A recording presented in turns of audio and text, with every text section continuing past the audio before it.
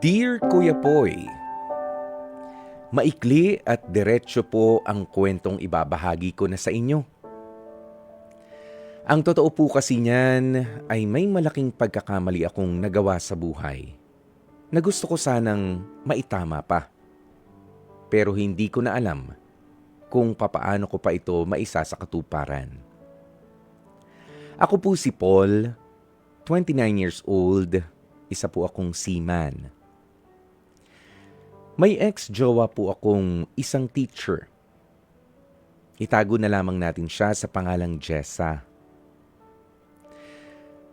Sa totoo lang, Kuya Poy, aaminin ko na nag-cheat po ako at nawala ng gana sa ex-jowa kong ito. Kaya pinili kong makipag-break na. At pagkatapos nga ng breakup na yun, ay pinutol ko na rin ang aming komunikasyon. Pero makalipas ang ilang buwan, ay bigla na lamang nag-message ang ex ko na si Jessa sa akin at sinabing nagdadalang tao raw siya. Sinabi ko sa kanya na ayokong magkaanak sa kanya at sigurado akong hindi rin naman sa akin ang batang nasa sinapupunan niya. Pakiramdam ko rin kasi, Kuya Poy, baka kung sino lang ang nakabuntis sa kanya. Kaya sa akin niya na lamang ipinapasa at iniaatang ang responsibilidad na hindi naman para sa akin. Kasi kung iisipin mo, Kuya Poy, nakipag-break ako sa kanya, hindi naman siya nagpilit at nagsabi agad na nagdadalang tao siya. Kaya medyo question mark sa akin noon. Pagkatapos nga ng eksenang yun, ay binlock ko na rin itong si Jessa sa lahat ng mga social media platform. Years later, just recently, nagkita po kami sa isang event ng common friend namin. Nakita ko si Jessa na merong kasamang bata na hindi maitatanggi na kamukha ko. Mukha naman silang masayang mag-ina. Sinubukan ko siyang kausapin pero tumanggi itong si Jessa. Nag-reach out na rin po ako sa kanya sa social media pero hindi niya po binubuksan ang aking mga mensahe. Wala ring reply. Actually, Kuya Poy, ilang beses ko na rin siyang pinuntahan ng personal sa bahay nila pero ayaw niya talaga akong harapin. Sabi ng magulang niya ay masaya na ang anak nila ngayon at wag ko na raw gambalain pa dahil tahimik na ang buhay niya. Ngayon, Kuya Poy, hindi ko alam ang gagawin ko. Marami akong mga na-realize, lalo na nang mamatay ang sarili kong ina. Iniwan kasi si nanay ng tatay ko para sumama sa ibang babae. Pero bago siya sumakabilang buhay, ipinangako ko kay nanay na hanapin ko ang dati kong kasintahan at ang batang iniuugnay niya noon sa akin. Gusto kong bumawi, pero papaano? Ang masakit nga lang, nabalitaan ko na malapit na palang umalis papuntang Australia si Jessa kasama ang sinasabi niyang anak namin. Pero ang mas masakit pa pala ay nililigawan na rin siya ng kaibigan ng pinsan ko. Kuya Poy, hindi ko alam ang gagawin ko. Alam kong lukso ng dugo ang naramdaman ko sa anak namin ni Jessa. Ipagpipilitan ko pa ba ang gusto kong mangyari na masuportahan siya o makilala man lang? O igagalang ko na lamang ang desisyon ni Jessa dahil sa matagal ko na rin naman siyang kinalimutan?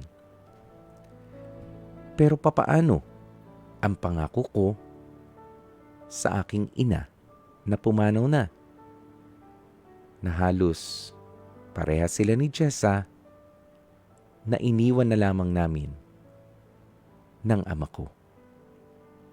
Sana po ay makarating ito sa inyong programa sa pag-asang mabigyan niyo po ako ng payo gaya ng ibang mga nagpapadala ng sulat sa inyong Dear Kuya Poy.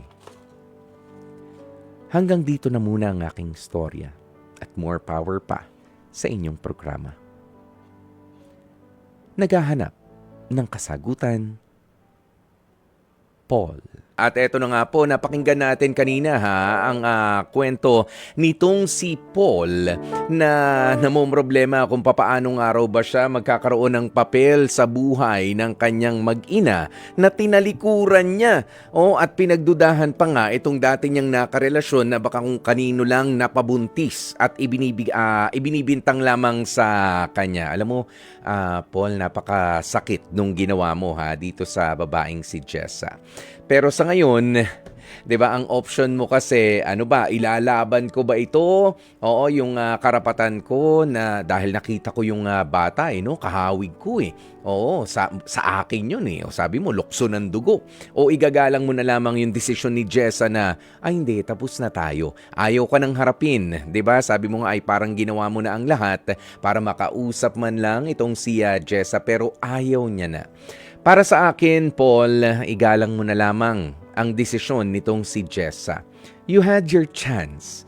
Oo, after all, tsaka ka lang nakonsensya nung na-realize mo na ipinaranas mo pala sa isang babae na nagtiwala at nagmahal sa'yo ng totoo, yung sakit na naramdaman ng nanay mo at ikaw mismo nung iwanan kayo ng tatay mo. Yun yung rason mo ngayon Tapos nung namatay yung nanay mo, tsaka ka nakukonsensya. Tsaka ka lang nakukonsensya na, sige ho, pangako, hanapin ko, ganito, ganyan. Oo, alam mo, Paul, hindi ka masamang tao. Okay? Nagkamali ka ng desisyon noon. Hindi mo lang alam na ganito ang mangyayari ngayon. Okay? Hindi ka masamang tao for letting go of the idea na maibabalik pa ang dati sa inyo ni Jessa sa ngayon. Okay, bakit? Kasi dito sa liham mo, parang mali pa rin yung mga rason mo kung bakit gusto mo magkaroon ng pakialam o gusto mong malaman ang katotohanan ng responsibilidad doon sa bata. Magpilit ka for the right reasons. Okay? Magpilit kang makabalik for the right reasons. Hindi yung magpipilit ka dahil nakukonsensya ka at dahil kamukha mo yung bata. Paul, papaano kung anak mo nga pero hindi mo kamukha yung bata? Na-realize mo ba ngayon kung anong klaseng kahihiyan ang ipinaranas mo dito kay Jessa noon at sa kanyang pamilya? Sana kung ang paglapit mo, sa tingin ko kung ang paglapit mo ay nagsisisi ka, na iniwanan mo, tinalikuran mo itong si Jessa nung panahon na kailangan kanya dahil sabi mo nagsawa ka sa kanya, siguro kahit papaano maiintindihan, mauunawaan ka nitong ni Jessa. Pero kung ang driving factor mo dito ay kamukha ko yung bata, anak ko yan.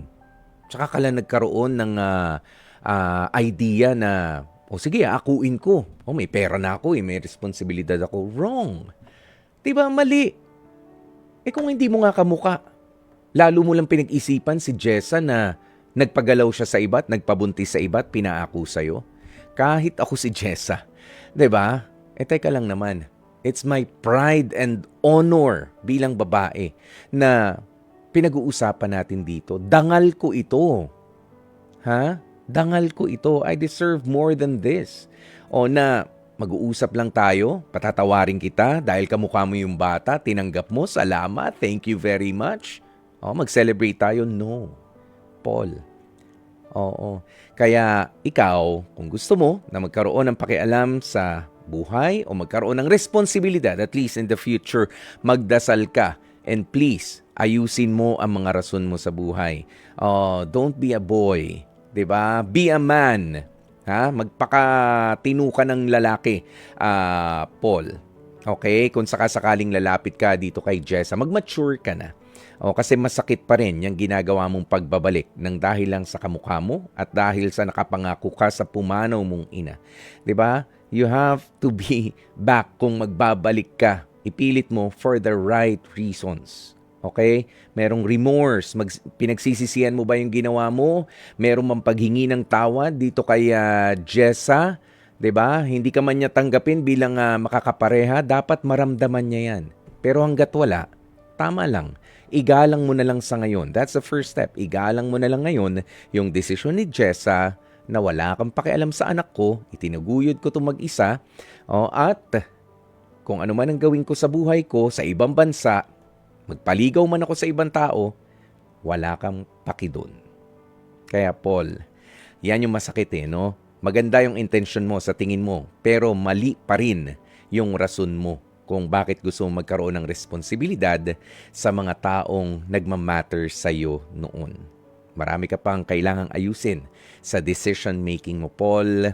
Okay? Kaya, sige, humingi ka ng wisdom kung papaanong makakabalik or at least makapagpaabot ng responsibilidad sa kinikilala mo na ngayong anak mo dito sa ex-girlfriend mo na si Jessa. You pray hard. You work hard na makabalik ka pa kung makakabalik ka pa. At dyan na nga po natin tatapusin ang ating Dear Kuya Poy. Mga kapatid, dito tayo sa totoo. Dito na tayo sa True FM. Mag-subscribe at mag-follow na sa social media accounts at True Network PH sa FB, Instagram, X na dating Twitter, YouTube, TikTok, and podcast.